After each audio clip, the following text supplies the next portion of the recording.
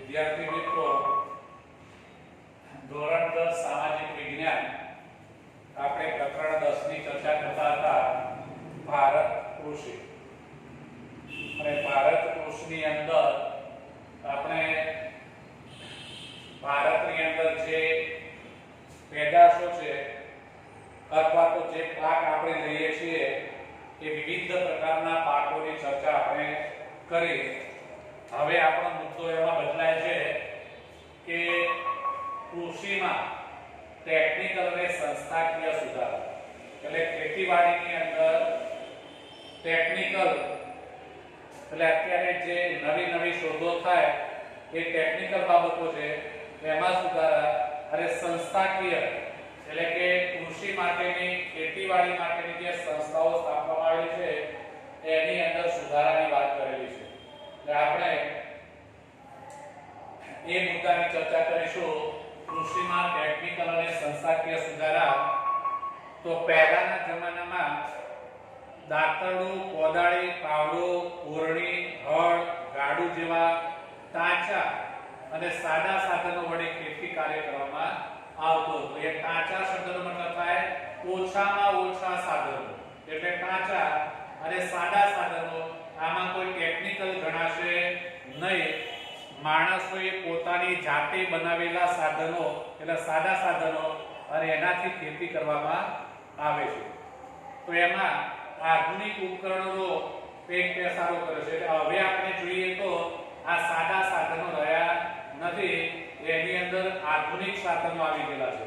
તો જે પૈકી ટ્રેક્ટર, ટ્રેલર, રોટાવેટર સૌથી સામાન્ય છે. આ ઉપરાંત ઘઉંની કાપણી માટે પ્રથમ થ્રેશર અને ત્યારબાદ અત્યારે હાર્વેસ્ટર જેવા અત્યાધુનિક ઉપકરણો વાપરવામાં આવ્યા છે. તો આ સિવાય રાસાયણિક ખાતરો, હાઇબ્રિડ બિયારણો, બીટી બિયારણો, જંતુનાશક દવાઓ તેમજ ટપક સિંચાઈ, ગ્રીન હાઉસ વગેરે વપરાશ વધ્યો છે. એટલે આ બધી બાબતો એટલે આપણે કહીશું ખેતીની અંદર થયેલા સુધારાઓ, નવી નવી ટેકનિકો અથવા નવી નવી વસ્તુઓ એમાં ઉમેરતી જાય છે. તો હવે એમાં આપણે પહેલા મુદ્દાની ચર્ચા કરીશું ટેકનિકલ સુધારા. તો કૃષિની અંદર ટેકનિકલ બાબતોમાં કયા કયા સુધારા આવ્યા? તો ભારતમાં ખેતી ક્ષેત્રે બિયારણ, ખાતર અને ખેતી સાધનોમાં આવેલા પરિવર્તન એ ટેકનિકલ સુધારા તરીકે ગણાશે. પહેલો છે સિંચાઈ માટે ખેડૂત પહેલા કોસ, રેડિયો નો ઉપયોગ કરતો.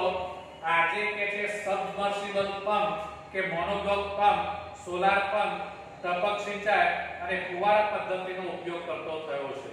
તો આપણે જે પરંપરાગત ખેતીની વાત કરીએ, પ્રાચીન સમયની વાત કરીએ તો એ વખતે સિંચાઈ માટે કુવાની અંદરથી પાણી ખેંચવા માટે આ બે ઉપકરણોનો ઉપયોગ થતો હતો. એક કોસ અને બીજો રેટ. ગુજરાતની અંદર આપણને જોવા નહીં મળે, પણ રાજસ્થાનના કેટલાક પ્રદેશોમાં આજની તારીખમાં પણ આપણને રેટ જોવા મળશે. એટલે કોસ અને રેટ આ બંને સિંચાઈ માટે કુવામાંથી પાણી ખેંચવા માટે ઉપયોગ થતો હતો. એની જગ્યાએ આધુનિક જે ઉપકરણો આવી ગયા એમાં સબમર્સિબલ પંપ એટલે પાણીની અંદર રહેતી મોટર એટલે સબમર્સિબલ કહેવાશે. મોનોબ્લોક એટલે પાણીની બહાર એ હોય છે અને પાણી ખેંચે છે. અને એ જ રીતે હવે તો સોલાર પંપ આવી ગયા એટલે કે સૂર્ય ઉર્જાથી ચાલતા પંપ એ બરાબર છે એનો ઉપયોગ થાય છે. અને બે પદ્ધતિઓ છે, ટપક સિંચાઈ પદ્ધતિ અને સ્પ્રિંકલર એટલે કે ફુવારા પદ્ધતિ. આ બે પદ્ધતિથી ખેતી કરવામાં આવે છે. તમે પ્રાઇમરીની અંદર ભણ્યા હશો ત્યાં સિંચાઈ કરવાની પદ્ધતિઓમાં ક્યારા પદ્ધતિ, ઢાળિયા પદ્ધતિ અને એવી બધી પદ્ધતિઓ આવતી હતી. બરાબર છે. હવે એમાં આધુનિકતા આવી. અત્યારે આપણે એ ટપક સિંચાઈ અને ફુવારા પદ્ધતિનો ઉપયોગ કરીએ છીએ. બીજો સુધારો એટલે રાસાયણિક ખાતરો, જેને આપણે ડીએપી કહીશું, ડાયમિનિક ફોસ્ફેટ, એનપીકે, નાઇટ્રોજન, ફોસ્ફરસ અને પોટેશિયમ, યુરિયા તેમજ જૈવિક ખાતરો, બાયો ફર્ટિલાઇઝર એ પ્રવાહી જૈવિક ખાતર, બાયોટેક બિયારણો વગેરેનો ઉપયોગ થાય છે. એટલે આપણે ખાતરોનો ઉપયોગ કરીએ છીએ જેને કૃત્રિમ ખાતર કહીએ છીએ. અને એ ખાતરોનું નામ આપેલા છે ડીએપી છે, એનપીકે છે, યુરિયા છે. આ બધા કૃત્રિમ ખાતરોના નામ છે જેનો આપણે ખેતીમાં ઉપયોગ કરતા થયા છે. પહેલા આવા કોઈ ખાતરો હતા નહીં. પહેલા માત્ર ને માત્ર છાણિયું ખાતર એનો જ ઉપયોગ થતો હતો. હવે આ રાસાયણિક ખાતરનો ઉપયોગ થયો છે. અને બિયારણો પણ બરાબર છે. પહેલા આપણા ઘરમાં જે કઈ અનાજ હોય એ જ ખેતરમાં લઈ જઈને વાવવાનું. બરાબર છે. અત્યારે એવું છે નહીં. વાવણી કરવા માટેનું બજારમાંથી અલગ બિયારણ આપણે ઘરની અંદર જે ઘઉં ખાવા માટે ઉપયોગ કરીએ છીએ એને અત્યારે વાવતા નથી. પણ ઘઉં વાવવા માટે બરાબર છે બજારમાંથી બિયારણ એનું ખરીદવામાં આવે છે. ત્રીજા નંબરના સુધારામાં ખેડૂત પાક સંરક્ષણ માટે જંતુનાશક દવાઓ અને જૈવિક નિયંત્રક એટલે કે બાયો કંટ્રોલનો ઉપયોગ કરતો થયેલો છે.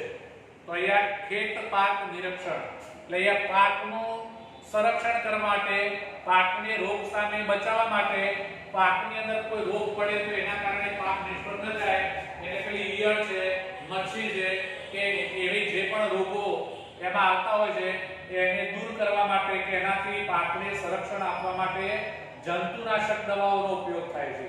બીજા શબ્દમાં જૈવિક નિયંત્રક એટલે બાયો કંટ્રોલનો ઉપયોગ કરવામાં આવે છે. ત્યાર પછી ચોથો સુધારો સરકાર દ્વારા ખેડૂતોને રેડિયો, ટીવી, વર્તમાનપત્રો, ડીડી કિસાન ચેનલ, મોબાઈલ પર કિસાન એમએસએમ, ટોલ ફ્રી નંબર કિસાન કોલ સેન્ટર, સરકારના ખેડૂત વેબ પોર્ટલ, આઈ ખેડૂત તથા એગ્રી માર્કેટ જેવી મોબાઈલ એપ દ્વારા સતત માહિતી, નવી ટેકનિકો અને માર્ગદર્શન પૂરું પડાય છે. એટલે હવે આધુનિક જે ટેકનોલોજી આવેલી છે, આધુનિક જે ટેકનિક છે એનો ઉપયોગ ખેડૂતો કરતા થયેલા છે. અને એટલે ખેડૂતોને આ બધી જ માહિતી પેલા મોબાઈલ દ્વારા પ્રાપ્ત થતી હોય છે અને એ રીતે પોતે ખેતી કરી શકે છે. ત્યાર પછીના સુધારાની વાત કરીએ તો ગ્રામ વિસ્તારમાં કૃષિ સંશોધનો અને નવી તકનીકોનો પ્રચાર પ્રસાર ગ્રામ સેવકો દ્વારા ખેડૂત સુધી પહોંચાડવામાં, એટલે દરેક ગામની અંદર ગ્રામ સેવકની નિમણૂક કરવામાં આવે છે.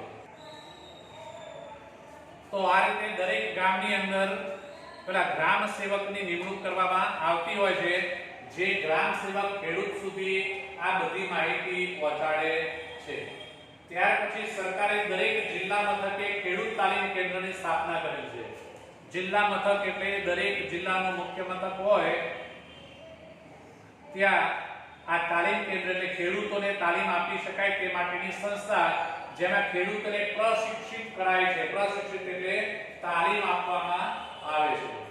ગુજરાતમાં કૃષિ મેળાઓ દ્વારા ખેડૂતોને અદ્યતન માહિતી અને માર્ગદર્શન અપાય છે. તો આપણા ગુજરાતની અંદર કૃષિ મેળા યોજવામાં આવે છે અને એ કૃષિ મેળાની અંદર એનો ઉદ્દેશ એકમાત્ર એ હોય છે કે ખેડૂતોને કહે છે કે માર્ગદર્શન મળી રહે, અદ્યતન માર્ગદર્શન મતલબ કે માહિતગાર થઈ શકે એ માટે આ કૃષિ મેળાઓનું આયોજન કરવામાં આવે છે. દરેક રાજ્યમાં કૃષિ યુનિવર્સિટીની સ્થાપના કરવામાં આવેલી છે. ભારતના દરેક રાજ્યની અંદર કૃષિ યુનિવર્સિટી એટલે કે ખેતી માટે સંશોધન કરતી સંસ્થા જેની સ્થાપના કરવામાં આવે છે. આપણા ગુજરાતની વાત કરીએ તો ગુજરાતની અંદર દાંતીવાડા, જૂનાગઢ, આણંદ અને નવસારી આ ચાર સંસ્થાઓ છે. આ ચાર જગ્યાએ ખેતીવાડી સંસ્થા કૃષિ યુનિવર્સિટી સ્થાપવામાં આવેલી છે. તો તેઓ ખેતી ક્ષેત્રે નવા સંશોધનો કરે છે અને કૃષિવિદો તૈયાર કરે છે. એટલે ખેતીના તજજ્ઞો, કૃષિવિદોનો મતલબ થાય ખેતીમાં તજજ્ઞ, ખેતીમાં માસ્ટર એવા વિદ્વાન એવા માણસો તૈયાર કરવામાં આવે છે. શાના દ્વારા? કૃષિ યુનિવર્સિટી દ્વારા. અને ગુજરાતમાં કેટલી છે? 4 કૃષિ યુનિવર્સિટીઓ છે. દાંતીવાડા, જૂનાગઢ, આણંદ અને નવસારી.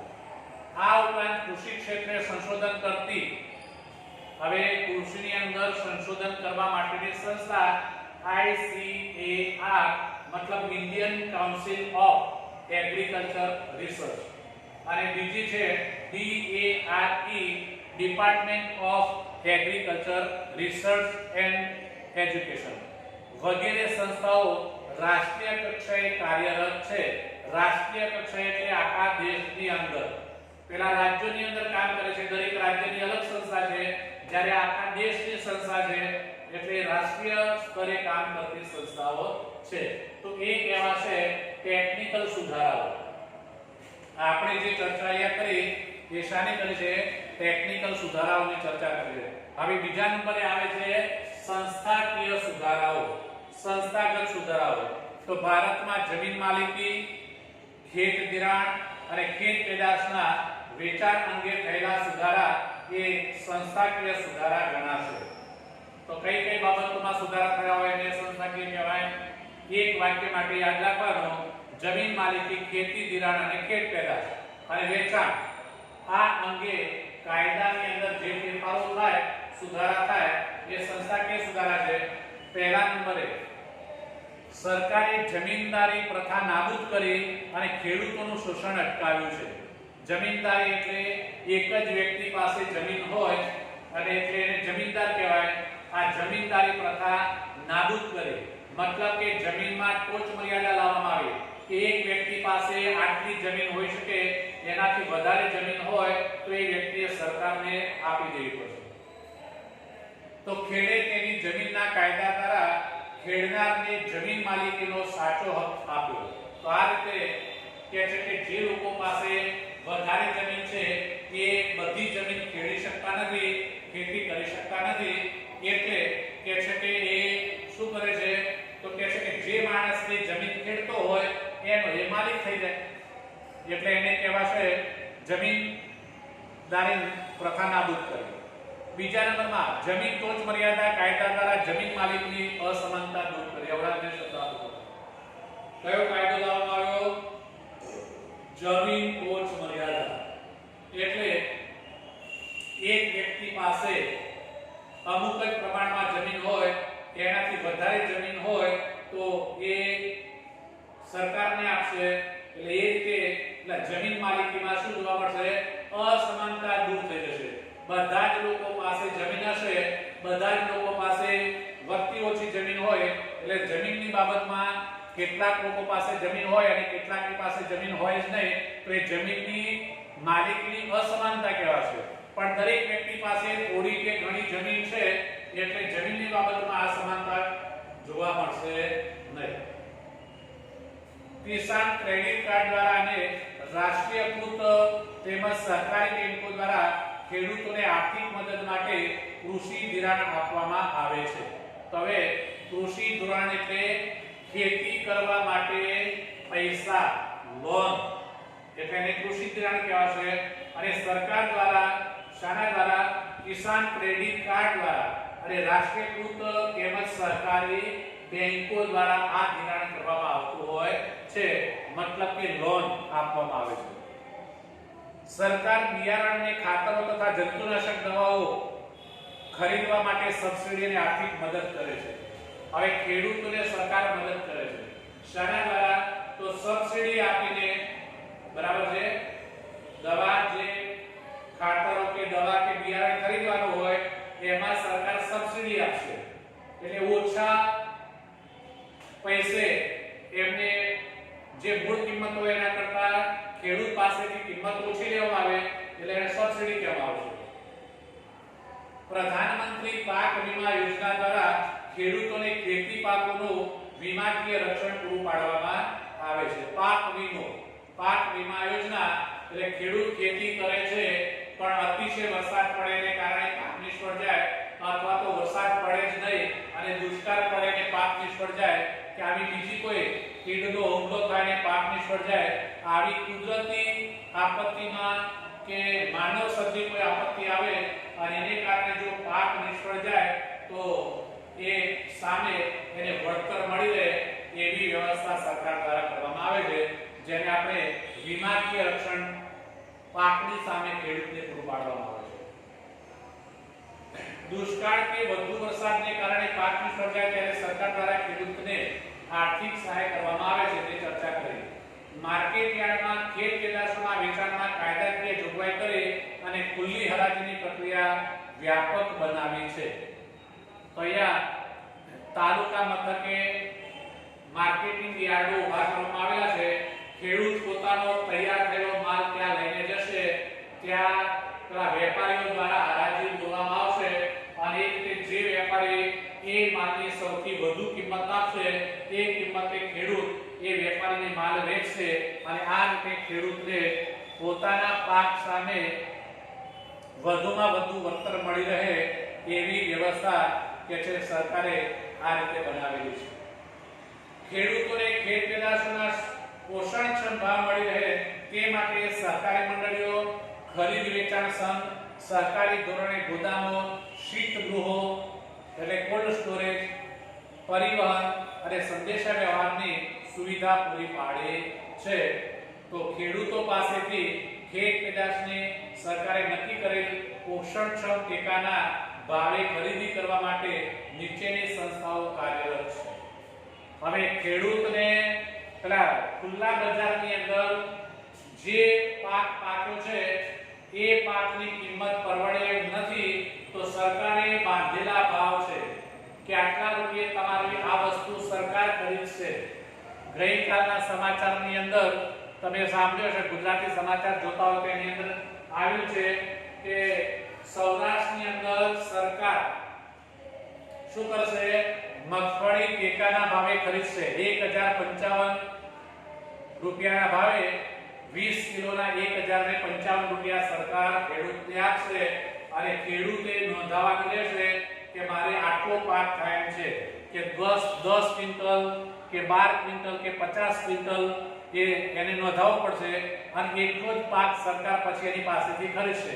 પછી એનાથી વધારે પાક પાકે તો જેટલી નોંધ તમે કરાવેલી છે એટલો તમારે એ સરકારને વેચવાનો અને સરકારે નક્કી કરેલા ભાવે ખરીદી લેશે. એને કહેવાશે કે ટેકાના ભાવ. એટલે સરકારે દરેક વસ્તુના સરકારી ભાવ નક્કી કરેલા છે કે અનાજની અંદર આપણે વાત કરીએ ઘઉં, ચોખા, બાજરી, બરાબર છે, તો એના નક્કી કરેલા ભાવ હોય. મકાઈ નક્કી કરેલા ભાવ હોય એ ભાવે એ ખરીદી લેશે સરકાર.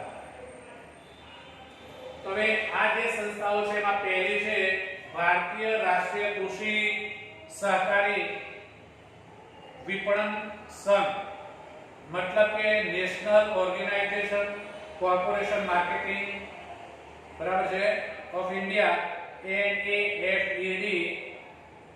પછી ગુજરાત તેલીબિયા ઉત્પાદક સંઘ, તો Gujarat cooperative oilseed Grover federation. અને એ રીતે રાષ્ટ્રીય ડેરી વિકાસ નિગમ, national dairy development board, NDDB, બરાબર છે. તો આ ત્રણ સંસ્થાઓ છે જે સંસ્થાઓ એ સરકારી સંસ્થાઓ કહેવાશે અને સરકાર દ્વારા ખેડૂતો જે પાક તૈયાર કરે છે અને એ ખેડૂતો સરકારને વેચી શકે છે. તો અહીંયા મુદ્દો પૂરો થયો. કૃષિમાં ટેકનિકલ અને સંસ્થાકીય સુધારા. કેટલાક સુધારા જે આપણે ટેકનિકલ સુધારાઓની ચર્ચા કરી અને કેટલાક સુધારા કે જે સંસ્થાકીય સુધારાઓની ચર્ચા કરી. હવે ત્યાર પછીનો મુદ્દો આવે છે ભારતની અંદર હળિયાળી ક્રાંતિ. આઝાદી મળી તે પહેલા આપણે જે ઉત્પાદન લેતા હતા તે ઉત્પાદન ઘણું ઓછું હતું. મતલબ કે ભારતમાં જેટલી પ્રજા હતી, જેટલા લોકો હતા એટલાને એ પૂરું પાડી શકાતું હતું નહીં. મતલબ કે ઓછું ઉત્પાદન હતું. તો આપણા દેશમાં 1960ના દશકમાં કૃષિ ક્ષેત્રે હળિયાળી ક્રાંતિ સર્જાઈ. કયા દશકની વાત કરીએ? 1960ના દશકમાં. અને તે પહેલા એવો સમયગાળો હતો કે દેશમાં અનાજની તીવ્ર અછત પ્રવર્તી હતી. આવો શબ્દ તો આ 60ના દાયકા પહેલા એટલે આઝાદી પહેલાની વાત કરેલી છે. 51 થી 60 એટલે એ 60 નો દશકો કહેવાશે. પણ એ પહેલા એટલે 47 માં આપણને આઝાદી મળી તો એ દરમિયાન અને પહેલા આપણી પાસે અનાજની તીવ્ર અછત હતી. અનાજ ભારતમાં જેટલું જોઈતું હતું એટલું ઉત્પાદન થતું હતું નહીં. તો એક મુખ્ય કૃષિ પ્રધાન દેશને અનાજની આયાત કરવી પડતી હતી. આવી પરાવલંબી પરિસ્થિતિ સામે દેશ એ સમયે ઝઝૂમી રહ્યો હતો. મતલબ કે આપણે ખેતી પ્રધાન દેશ ગણાય અને ખેતી પ્રધાન દેશ હોય ત્યાં અનાજનું કે છે કે અછત હોઈ શકે નહીં, પણ આપણી પરિસ્થિતિ એવી હતી કે અનાજની અછત હતી.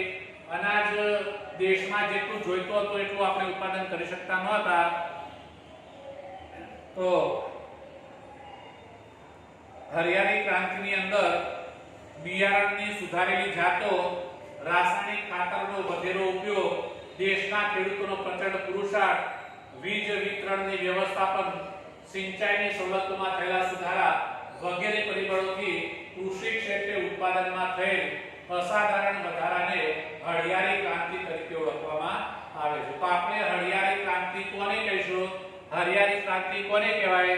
તો આ રીતે બિયારણની અંદર રાસાયણિક ખાતરનો ઉપયોગ, પ્રચંડ પુરુષાર્થ એટલે ખેડૂતો કામ કરતા થયા તે, વીજળીની આપણને સવલત મળી તે, સિંચાઈની સવલત મળી તે, આ બધા પરિબળો કૃષિમાં જે ઉત્પાદનમાં વધારો કરવામાં મદદરૂપ થયા એટલે આપણે એને હરિયાળી ક્રાંતિ કહીશું. ગ્રીન રિવોલ્યુશન એટલે કે હરિયાળી ક્રાંતિ. હરિયાળી ક્રાંતિનો મુખ્ય ઉદ્દેશ હતો કૃષિ ઉપજમાં વધારો કરવો. તો એ હરિયાળી ક્રાંતિનો મતલબ એ હતો કે આપણે આપણું જે કૃષિ ઉત્પાદન છે, ખેતીનું જે ઉત્પાદન છે એમાં વધારો કરવો છે. તો ખેડૂતોએ વધુ પ્રમાણમાં રાસાયણિક ખાતરો અને કીટનાશકોનો ઉપયોગ કરવા માટે પ્રેરિત કરવામાં આવ્યા અને કૃષિ ઉપજમાં વધારો કરવાના લક્ષ્યને હાંસલ કરવામાં સફળતા પણ મળી. હરિયાળી ક્રાંતિથી ઘઉં અને ડાંગરના પાકમાં વિક્રમજનક ઉત્પાદન થયું. વિક્રમજનક એટલે અસાધારણ, આપણે કલ્પના ન પણ કરી હોય એટલું ઉત્પાદન આ બે પાકમાં થયું. શામાં? ઘઉં અને ડાંગરમાં, કે જેનો વિશ્વ અને આપણો દેશ વધુમાં વધુ ખાદ્ય અન્ન તરીકે બંનેનો ઉપયોગ કરે છે. દેશમાં પહેલા જ્યાં ખાદ્ય અન્નની અછત હતી ત્યાં આજે અનાજના પર્યાપ્ત ભંડારો છે. એક સમય ભારતમાં દુષ્કાળ સમયે અનુભવાતો પ્રકોપ હતો. હરિયાળી ક્રાંતિ પછી તેની અસર જોવા મળી નથી. અનાજના બફર સ્ટોકને કારણે દુષ્કાળ કે અછતની પરિસ્થિતિને સરળતાથી સામનો કરી શકાય છે. તો પહેલા દુષ્કાળ પડે તો આપણે એનો સામનો કરવો કષ્ટદાયક હતો, એટલા માટે કે દુષ્કાળમાં અનાજ મળતું હતું નહીં. પણ હવે તો આપણી સરકાર પાસે એટલો બફર સ્ટોક છે એટલે સરકાર દર વર્ષે બફર સ્ટોકનો મતલબ થાય વધારાનો સ્ટોક. મતલબ કે લોકોને જેટલી જરૂરિયાત છે તેટલું તો અનાજ આપણે સંગ્રહ કરવાનો છે, એ સિવાય વધારાના અનાજનો સંગ્રહ કરવો એટલે એને બફર સ્ટોક કહેવાશે. દુષ્કાળ પડે કે અતિવૃષ્ટિ થાય, પાક ધોવાઈ જાય કે પાક સુકાઈ જાય તો પણ માણસોને અનાજની તકલીફ પડશે નહીં. એટલે એ પરિસ્થિતિ હવે કે છે કે થઈ છે હરિયાળી ક્રાંતિને કારણે. તો અન્ન ક્ષેત્રે દેશનું સ્વાવલંબન એ હરિયાળી ક્રાંતિની સીમાચિહ્નરૂપ ઐતિહાસિક સિદ્ધિ કહેવાશે. આજે રોકડિયા પાકોનું વાવેતર વધતા કઠોળ અને ધાન્ય પાકોનું વાવેતર તથા ઉત્પાદન ઘટ્યું છે. તો આજની સમસ્યા આ છે કે ખેડૂતો મોટે ભાગે કયો પાક વાવે છે? રોકડીયો પાક. આપણે ગઈકાલે જોઈ ગયા, અગાઉના પીરિયડમાં જોઈ ગયા તે પ્રમાણે રોકડિયા પાકો એટલા માટે કે એનાથી એમને તરત જ સીધા પૈસા પ્રાપ્ત થાય છે. એટલે રોકડિયા પાકોનું કે છે કે ઉત્પાદન વધ્યું છે, વાવેતર વધ્યું છે. એના કારણે લોકોને જેની જરૂરિયાત છે એવા ઘઉં, ચોખા, કઠોળ બરાબર એનું વાવેતર ઘટ્યું છે અને એક જ પાકનું પુનરાવર્તન થતા જમીનની ફળદ્રુપતા પણ ઘટી છે. તો વિશ્વના દેશોએ કૃષિ ક્ષેત્રે ઉન્નત ટેકનોલોજીનો ઉપયોગ કરીને જે પ્રગતિ સાધી છે ત્યાં સુધી પહોંચવામાં આપણે બીજી હરિયાળી ક્રાંતિ માટે સજ્જ થવું પડશે. તો એક હરિયાળી ક્રાંતિ તો થઈ ગઈ છે, પણ હજુ પણ ઇઝરાયલ અને એવા દેશોએ જે ટેકનોલોજી અને એનો જે ઉપયોગ કરે છે તેના કારણે જે ઉત્પાદન લઈ શકે છે એવું ઉત્પાદન ભારતમાં થઈ શકે એના માટે હજુ બીજી હરિયાળી ક્રાંતિની જરૂર છે. એમ કહી શકાય. ત્યાર પછીનો મુદ્દો છે ભારતીય અર્થકારણમાં કૃષિનું યોગદાન. એ તો પ્રાસ્તાવિકની અંદર પણ આવી જ ગયેલું છે કે આપણા દેશનું જે અર્થતંત્ર છે એ અર્થતંત્રના વિકાસ ઉપર, આર્થિક વિકાસ ઉપર એ અસર કરે છે. તો કૃષિની છે, કૃષિનું યોગદાન વધારે છે, જે આપણે પ્રાસ્તાવિકમાં જોઈ ગયા. તો ખેતી ભારતમાં મુખ્ય વ્યવસાય છે. આઝાદી સમયે કૃષિ ક્ષેત્રે જે ભારણ હતું તે હવે થોડું ઓછું થયું છે. તેમ છતાં હજુ પણ અર્થતંત્રમાં તેનું મહત્વનું યોગદાન છે. તો તે દેશને લગભગ અડધ લોકોને રોજગારી પૂરી પાડે છે. ભારતના અર્થતંત્રમાં ભારત દેશના 50% નાગરિકોને જે રોજગારી મળે છે એ શામાંથી મળે છે? કૃષિમાંથી મળે છે. બીજા નંબરે કૃષિ ક્ષેત્ર દેશના કુલ ઘરેલું પેદાશોનો લગભગ 17% હિસ્સો ધરાવે છે. જીડીપી બરાબર. તો આપણા દેશનો જે જીડીપી દર છે એના 17% હિસ્સો માત્ર શાનો છે? આ કૃષિ ખેતીની અંદર જે ઘરેલું પેદાશો આપણે પેદા કરીએ છીએ એનો છે. ત્રીજા નંબરે ભારતની મહત્વની કૃષિ પેદાશો ચોખા, ઘઉં, તેલીબિયાં, કપાસ, શણ, ચા, શેરડી, તમાકુ, બટાકા વગેરે છે અને તેની નિકાસમાંથી વિદેશી હુંડિયામણ પ્રાપ્ત થાય છે. તો આપણે અગાઉ આ બધા ધાન્ય, રોકડિયા, કઠોળ પાકોની ચર્ચા કરેલી. એ પાકો ભારતમાંથી શું કરવામાં આવે છે? નિકાસ કરવામાં આવે છે, બીજા દેશને વેચવામાં આવે છે અને એના બદલામાં આપણને જે પૈસા પ્રાપ્ત થાય છે એને હુંડિયામણ કહીશું. એટલે આપણા નિકાસ દ્વારા હુંડિયામણમાં વધારો થાય છે, જે અર્થકારણમાં એક મહત્વનું છે. ખેત પેદાશોના ઉત્પાદનમાં વિશ્વભરમાં ભારત બીજા સ્થાને છે. ચીન પછી આપણને ખબર છે કે ખેત પેદાશોમાં પહેલા નંબરે ચીન છે અને બીજા નંબરે ભારત છે. તો સુતરાઉ કાપડ, ખાંડ, કાગળ, તેલ વગેરે ઉદ્યોગો અને ખાદ્ય સામગ્રીને લગતા પ્રસંસ્કરણ ઉદ્યોગ માટે કાચો માલ પણ ખેતીમાંથી જ ઉપલબ્ધ બને છે. કૃષિ ભારતના લોકોને ખોરાક પૂરો પાડે છે. તો અહીંયા ભારતના લોકોને જે ખોરાક પૂરો પાડવામાં આવે છે કૃષિ દ્વારા એ પૂરો પાડવામાં આવે છે. જો કે અનિયમિત અને અનિશ્ચિત વરસાદ અને સિંચાઈની અલ્પ સગવડને કારણે ખેતી ક્ષેત્રે વૈશ્વિક બજારમાં ભારતનો દેખાવ સાતત્યપૂર્ણ રહ્યો નથી. ત્યાર પછીનો મુદ્દો આવે છે અનાજ સંરક્ષણ. દેશની અંદર જે અનાજનું ઉત્પાદન થાય છે એ અનાજનું સંરક્ષણ થાય, રક્ષણ થાય એ જરૂરી છે. એટલે મુદ્દો આપે છે અનાજ સંરક્ષણ. તો આજે કોઈ પણ દેશ માટે અન્ન સુરક્ષા જરૂરી છે. અનાજની સુરક્ષા દરેક દેશ માટે જરૂર છે. એટલા માટે કે દરેક દેશની અંદર એના નાગરિકોને અનાજની જરૂર પડવાની છે. વર્ષ દરમિયાન જેટલું અનાજ નાગરિકોને જોઈશે તેટલું અનાજ પૂરું પાડવાનું હોય છે. જો અનાજની માંગ વધતી જતી હોય અને અનાજની મોટા પાયે આયાત કરવી પડતી હોય તો તે દેશ માટે તેની રાજકીય સ્વતંત્રતા જોખમમાં મુકાઈ શકે છે. હળિયાળી ક્રાંતિને લીધે આપણે અનાજ ઉત્પાદનમાં સ્વાવલંબી બન્યા છીએ. તો હવે દેશની અંદર અનાજનું ઉત્પાદન થતું હોય, દેશ ખેતી પ્રધાન હોય અને છતાંય કહે છે કે બીજા દેશમાંથી અનાજ મંગાવવું પડે તો એ કહે છે કે રાજકીય સ્વતંત્રતા માટે જોખમ કહેવાશે. તો આપણે ત્યાં એવી કોઈ પરિસ્થિતિ છે નહીં. હળિયાળી ક્રાંતિને કારણે આપણે જે વાત કરી તેમ કે ડાંગર અને ઘઉંનું ઉત્પાદન વિક્રમજનક ઉત્પાદન થયું. તો હળિયાળી ક્રાંતિને લીધે આપણે અનાજ ઉત્પાદનમાં સ્વાવલંબી બન્યા છીએ. અનાજ ઉત્પાદનના વધારા સાથે સાથે દેશની વસ્તીમાં પણ વધારો થઈ રહ્યો છે.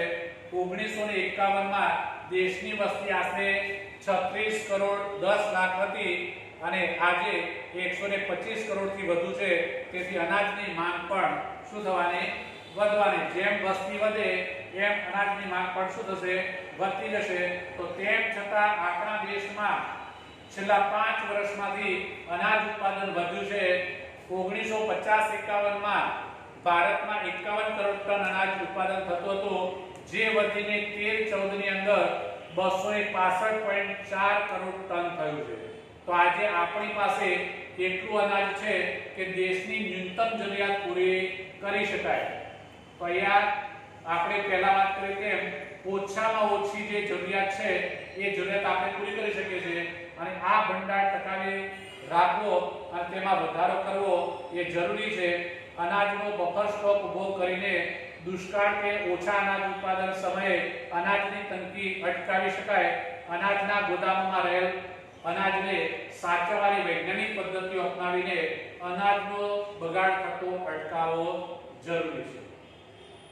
તો એ આજની તાતી જરૂરિયાત છે. અનાજ હજારો ગરીબ પરિવારોને વિનામૂલ્યે આપીને ભૂખ મિટાવી શકાય. અનાજનો બગાડ અટકાવવો એ જરૂરી છે. અનાજના સંગ્રહને પ્રબંધનની વ્યવસ્થા સુદ્રઢ કરવી અત્યંત આવશ્યક છે.